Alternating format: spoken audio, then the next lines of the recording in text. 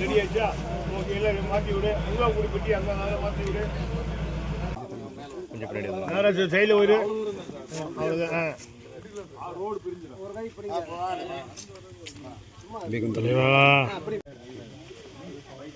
போடாது அந்த இவ்வளோதான். அப்படியே சும்மா மூச்சு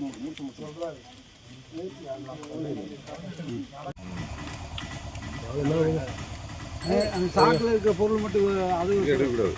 அண்ணே சேரணே அண்ணே நம்ம அப்படி போகணும். இங்கிட்டு இல்லை ரயிலில் மண்பாதை போகும்.